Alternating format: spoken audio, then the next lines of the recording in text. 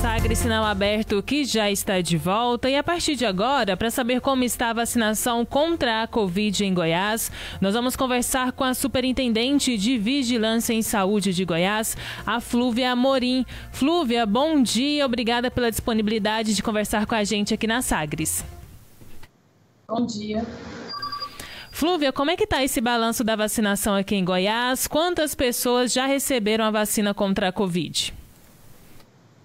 Bom, vamos lá. Nós temos duas formas de ter essas informações. O ideal seria pela fonte oficial, que é o Sistema de Informação Oficial, mas muitos municípios ainda não conseguiram atualizar as suas doses aplicadas. E nós fizemos um trabalho de formiguinha mesmo, ligando para cada município para que eles nos repassassem até que o sistema estivesse atualizado. Então, por essa informação que a gente colheu dos municípios, temos cerca de 80 mil doses aplicadas no estado de Goiás. Lembrando que foram distribuídas 156 mil doses aproximadamente. Então, dessas nós temos, isso são dados de ontem, até o final da tarde de ontem, cerca de 80 mil doses aplicadas. Um problema que nós tivemos, cerca de 80 municípios não informaram ainda a quantidade de doses, né, que foram aplicadas até o dia de ontem. Então, a gente ainda tem esse problema de informação por parte dos municípios. Flúvia, não tem algum controle, feito controle, os municípios vão ter que prestar conta de em quem eles aplicaram e como é que essas doses foram usadas? Sim, Cileide, eles têm um controle, porque o sistema onde é registrado essa dose tem todos os dados da pessoa que tomou, nome, CPF, endereço, idade, né, endereço, dados pessoais. Então, por isso que a gente está fazendo esse trabalho com os municípios. Os municípios precisam atualizar a sua base de dados. Inclusive, a remessa de segunda dose, ela fica, né, atrelada a isso, porque eu preciso mandar segundas doses de acordo com a quantidade de primeiras doses que foram administradas. Por isso que a gente tem falado para os municípios. Os municípios precisam registrar todas as suas doses no sistema. Na primeira semana de vacinação, houve problemas sim no sistema, o sistema não estava pronto na sua totalidade, mas desde a semana passada, final da semana passada, a gente tem acompanhado, inclusive aqui pelo estado, eu montei uma equipe aqui para digitar, inclusive para acompanhar esse sistema, e ele está funcionando adequadamente. Então, os municípios precisam registrar de forma oficial todas as suas doses aplicadas para que possamos enviar novas remessas. O município escolhe as pessoas que vão ser vacinadas com base nos critérios e aí informa os nomes para vocês. Não são vocês que indicam os nomes para eles? Não, de forma alguma, é impossível isso. Nós temos 246 municípios, né? Trabalhar nominalmente o estado, não. Mas quando o município administra a dose, ele precisa registrar essa dose no sistema. É isso que eu estou falando. Então, nesse registro da dose aplicada, tem todos os dados dessa pessoa que recebeu. Então, o Estado ele tem como acompanhar o número de doses aplicadas, número de doses distribuídas, como é que está a evolução pelo sistema oficial do Ministério. E o Ministério também acompanha da mesma forma. Caso haja necessidade de verificação individual, é possível sim fazer, né? Porque o sistema tem essa informação. E ao registrar a pessoa, ele já registra ela dentro incluindo ela em cada grupo que foi definido pelo programa de imunização? Obrigatoriamente, Cileide, ele tem que colocar que grupo ela pertence. Obrigatoriamente. Então, ele ou vai ser por faixa etária, né, no caso os idosos, ou vai ser trabalhador de saúde, ou vai ser trabalhador de instituições, né, de longa permanência. Então, obrigatoriamente, ele tem que colocar qual grupo essa pessoa pertence na hora que ele registra a dose no sistema. Flúvia, essa média de vacinação, quer dizer, nós começamos a vacinação em Goiás no dia 18 de janeiro, né? Hoje já são dia 3 de fevereiro.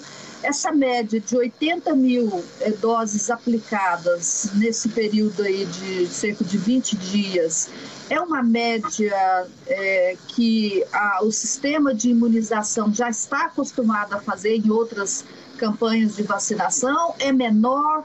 Como é que está? Se for comparar, qual que é a comparação que pode ser feita?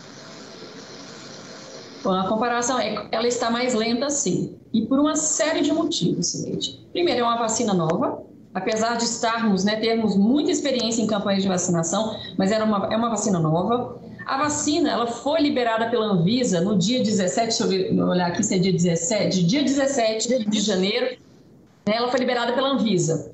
No dia 18, isso, chegou dia 18. A nota com a bula dessa vacina também chegou dia 18. Então, aí nós tivemos que distribuir vacina e capacitar os municípios ao mesmo tempo. Isso nunca tinha acontecido.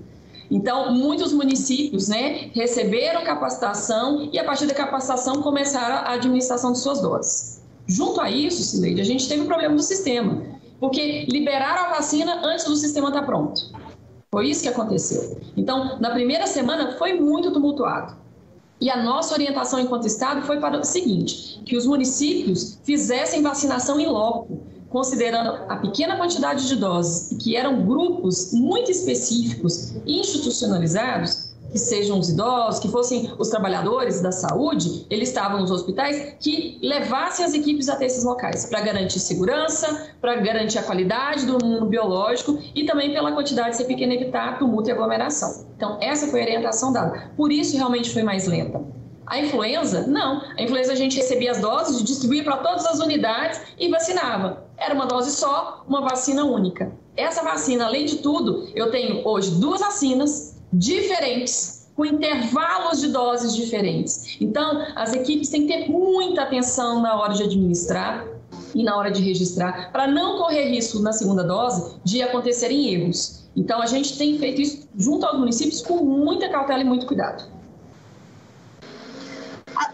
As vacinas que começaram a ser aplicadas da coronavírus, da Coronavac, no dia 19, elas já estão perto da segunda dose. A Secretaria vai começar a liberar a segunda dose agora ou vai esperar um tempo? Não, a segunda dose, a gente já fez essas contas, né, dos 28 dias, porque nós fechamos que a segunda dose deverá ser dada com 28 dias, porque a eficácia é melhor com 28 dias. Então, essas doses começarão, as segundas doses serão distribuídas a partir do início da semana que vem. Então, a partir de terça-feira, de manhã, a gente já vai estar liberando as segundas doses. Lembrando que eu preciso do registro das primeiras para saber quantas segundas doses nós encaminharemos aos municípios. Quando você fala em 156 mil doses, você já está colocando as 2 doses para cada pessoa? Quer dizer, 156 mil é o total de vacinas ou é o total de pessoas que podem ser vacinadas? Total de pessoas que podem ser vacinadas. Tá? A Coronavac, nós recebemos a primeira remessa, 183 mil doses, e nós distribuímos a metade, que é o suficiente para a primeira dose para essas pessoas. A segunda dose está conosco, estaremos distribuindo a partir da semana que vem. Fizemos isso para quê? Para garantirmos que todo mundo que recebeu a primeira receba a segunda, porque nós precisamos de 2 doses. E a Coronavac, o intervalo é só de 28 dias, era o intervalo mais curto. Já a Oxford... Isso vai... E a Oxford? Você ia dizer da Oxford. A Oxford nós recebemos 65 mil doses. Isso, a Oxford nós recebemos 65 mil doses e elas foram distribuídas na sua totalidade para vacinar no mesmo quantitativo de pessoas. Por quê? O intervalo de doses é de 3 meses e em 3 meses o Ministério nos garantiu que receberíamos nova remessa para a segunda dose dessas pessoas que receberam Oxford agora. Hoje eu não sei qual a porcentagem, 1%, 1, poucos por cento da população goiana que foi vacinada até o momento. Isso já dá para ter algum efeito ou é impossível? Ainda não, em números a gente não consegue ver isso ainda, Cileide, é muito pouco. Né? Pra gente ter, só para você ver, para a gente ter um impacto populacional, a gente precisaria vacinar 70% da população do estado. Total. Tá? Então, a gente, 70%. Da população total do estado para ter um impacto em cadeia de transmissão, em casos graves, em demanda hospitalar. Agora, quando a gente vacinar na totalidade os idosos, aí nós começaremos sim a ver impacto. Né? Na totalidade, tivermos doses suficientes para vacinar a totalidade de idosos. Aí começaremos a ver impacto sim, porque hoje a faixa etária que mais está internando são idosos. Pois é, essa noite morreu no H-Camp o vereador de Trindade, O Rildo Ferreira, até uma informação que eu estou dando agora para os nossos ouvintes, Rildo Ferreira, de 52 anos, advogado, exercendo o 2º mandato de vereador, ele era do Podemos, ele morreu nesta noite de complicações da Covid no H-Camp.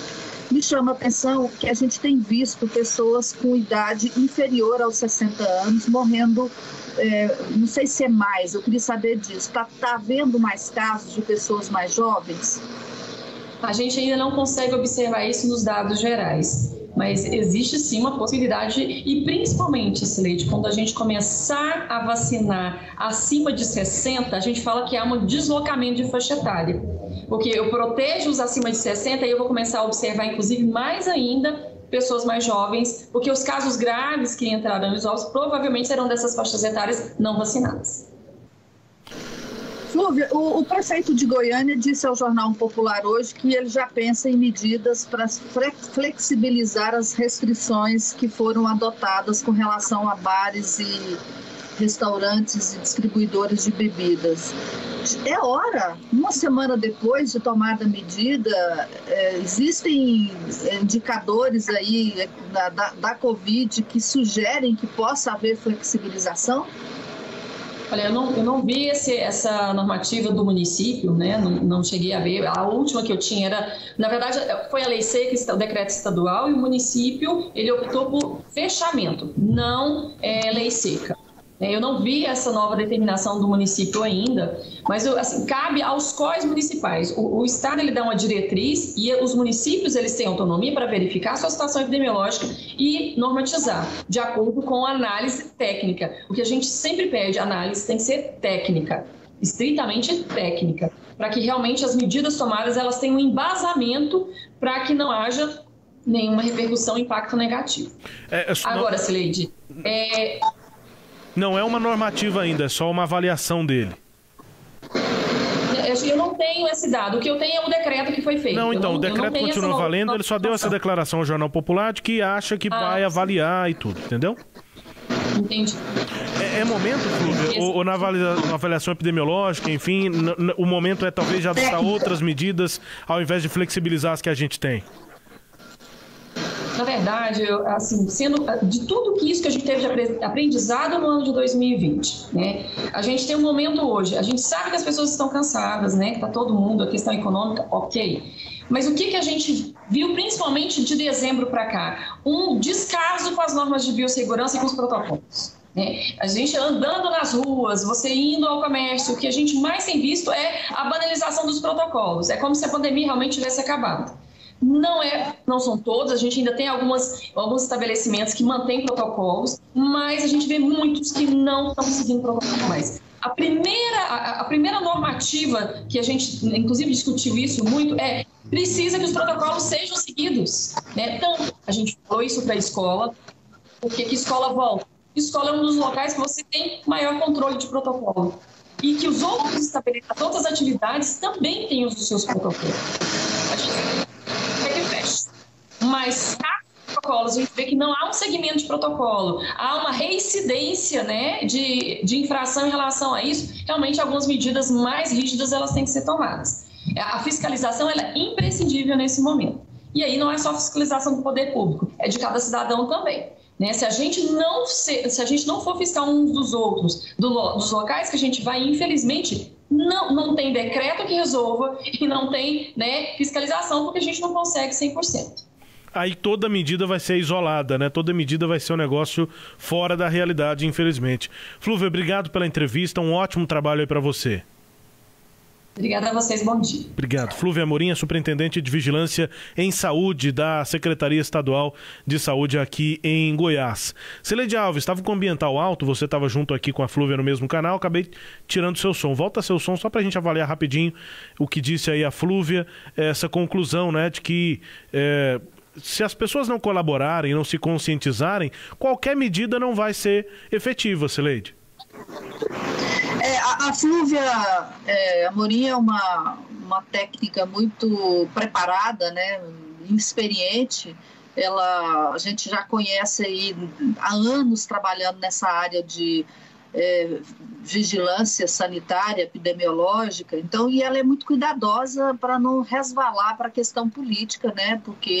Até porque não é a especialidade dela. Mas, assim, eu acho que o que ela chama a atenção e é importante, e o que ela fala é, olha, as decisões têm que ser tomadas com base em dados técnicos.